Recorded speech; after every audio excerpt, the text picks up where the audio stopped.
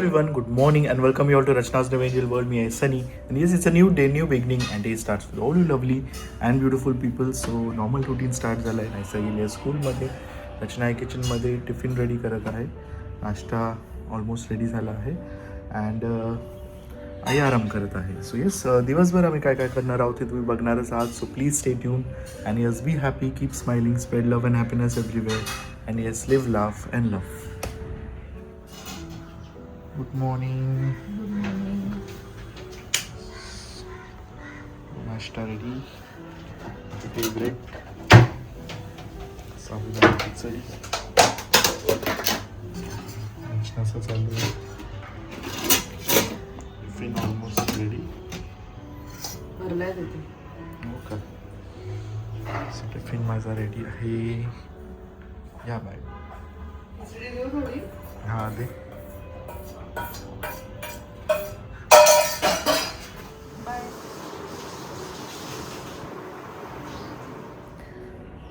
So सनी गेला हॉस्पिटलला. त्यानंतर नाहीसा आली आहे स्कूलमधनं. तिचं आता जेवण झालं आहे, आईंचं जेवण झालं आहे.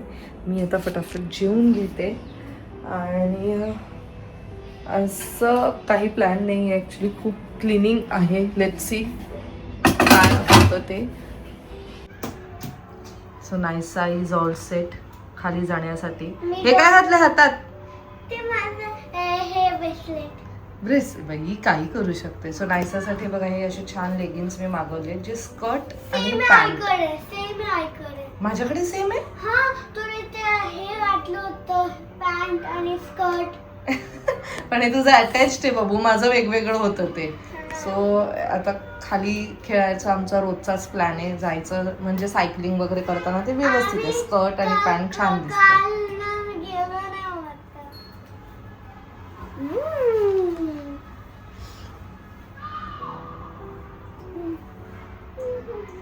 नाईसाला टोमॅटो सूप फार आवडतं पण माझ्या हाताचं कधी खाल्लं नाही आहे ते. यम आहे. सो नाईसा मॅडम जेवून झालेले. आवडलं वाटतं. ठेवू तुला थोडस आल्यावर पिशील. नाईस, छान बनवले. चल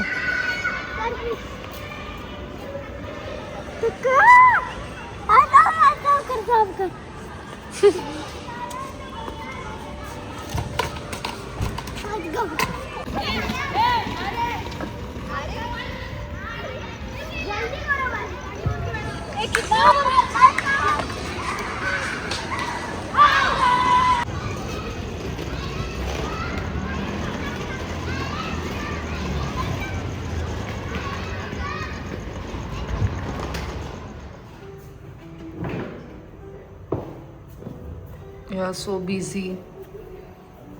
वाजलेत बघा 10:30.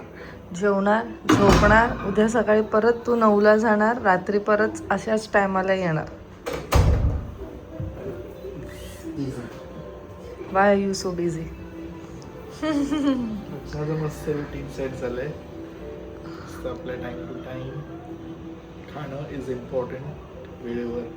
वेळेवर खाणं इज इम्पॉर्टंट. वेळेवर तुझं ते डाएट आहे ते युजफुल राहील. आणि मेन म्हणजे वॉक केलंय जो आज मिस केला. मी आलो असतो आता पण आता तुझं झालंय ऑलरेडी वॉक. असं काही नाहीये.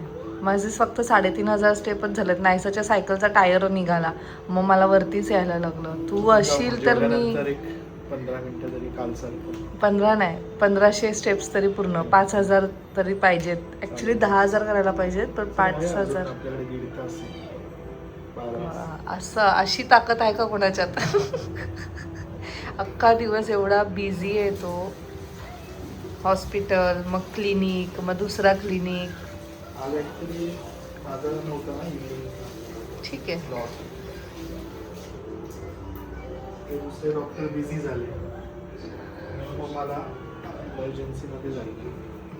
नाही तर आज मी इव्हिनिंग टाईमला मला छान स्पेंड केलं वॉकला. उद्यापासून मी दुसऱ्या माणसाला रेडी केलंय. स्वप्नाली बहिणी. त्यांना बोलले तुम्ही या खाली. त्यांना बोलले लवकर जेवण कम्प्लीट करायचं आणि यायचं खाली. उद्या तर बोलले आहेत, त्याच्यानंतरचं मला माहीत नाही येतील की नाही. असं ते चल मग फटाफट, आई पण वाट बघून बघून जेवायला बसली शेवटी. जेवली आहे.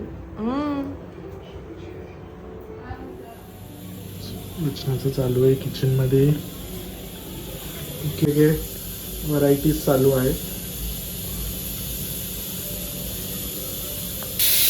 एवढं सगळं करणं इट्स नॉट इझी. मोठा चॅलेंज आहे ॲक्च्युली स्वतःसाठी. डाएट आणि मेन म्हणजे एवढे व्हरायटीज बनवायचे स्वतःसाठी, प्लस घरच्यांसाठी, प्लस टिफिन, प्लस नाईसाचं.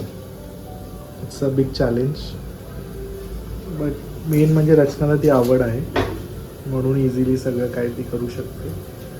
पण एक टाईमला कंटाळा येतच असेल असं मला वाटतं. मला कंटाळा ह्याचा आहे की दोन्ही टायमाला भाज्या बनवायला लागतात. मेन म्हणजे काय की भाज्यांच्या ऑप्शन्सच नाही राहिले. तो एक मोठा प्रश्न. सगळं संपलं. दोन्ही टायमाला प्रॉपर भाजी चपाती ते सगळं काय बनवायचं कळत नाही मला.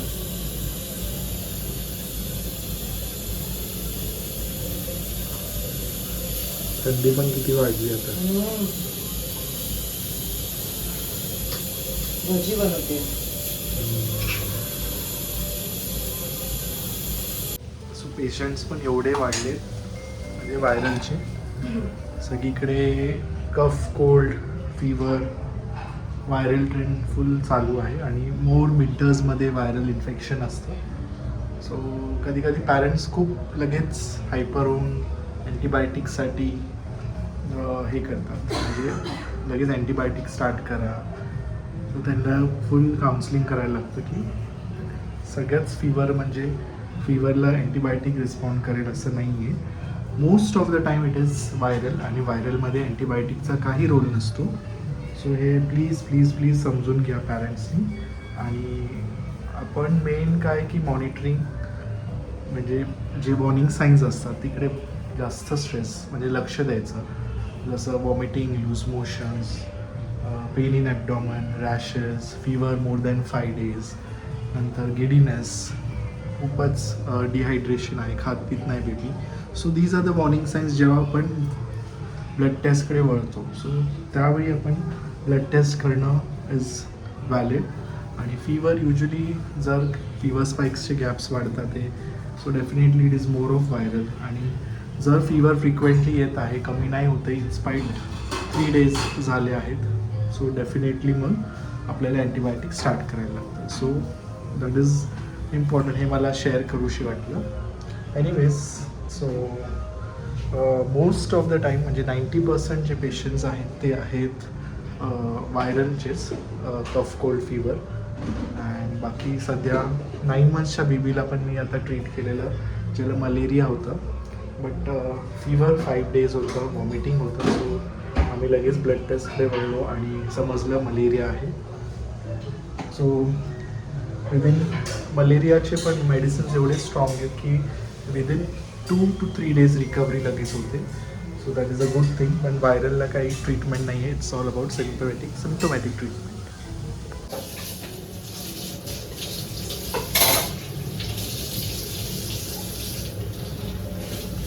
रात्रीच्या आता भांडी रचना घासते.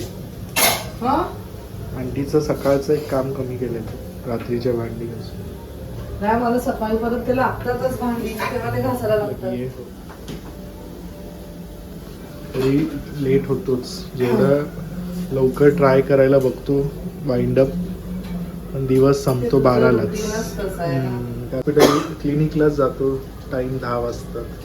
येता येता 10:30, फ्रेशन अप होता, तुझ्याशी गप्पा मारता मारता 11. तुझं कसं आहे, तुझं फिक्स आहे time, but still it depends on वीकडेजच्या हिशोबाने असतं. सो 3 days मला मिळतात लवकर वाइंड अप करण्यासाठी. आणि बाकीचे 4 days माझ्या आठवड्याचे फुल असं असतं. म्हणून मग कुठला टाइम टेबल सेट करायचा हे समजत नाही. असं मस्त जेवलो आणि रुटीन केलं आहे, वॉकला जायचं. सो आतापर्यंत तरी फॉलो होत आहे. आज डे सेकंड आहे. काल ह्याला लिटरली मला पुश करावं लागेल. आज स्वतःहून बोललाय. मी त्याला कालच बोलले, एकदा ती सवय झाली ना बॉडीला की मग ते असं सतत वाटतं की नाही जायलाच पाहिजे आपण मोकळी. असं सगळ्या रचनाचं भांडप झालंय. भांड्या पण घासून झाल्यात. आता ओटा आवरते आणि उद्याची तयारी पण स्प्राउट्स. उद्याची तयारी? उद्या स्प्राउट्स नाहीये.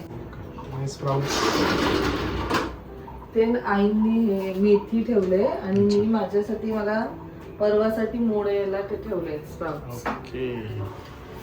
चाट खायचा आहे. माझं काय आवडलं स्टँड.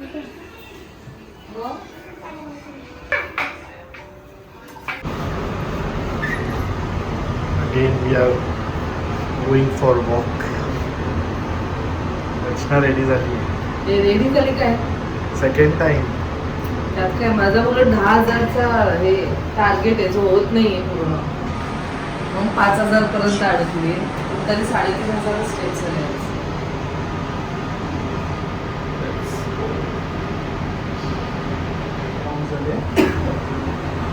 किती राऊंड झाले ना? 6,000 स्टेप माझे झाले. तुझे झाले 2.5.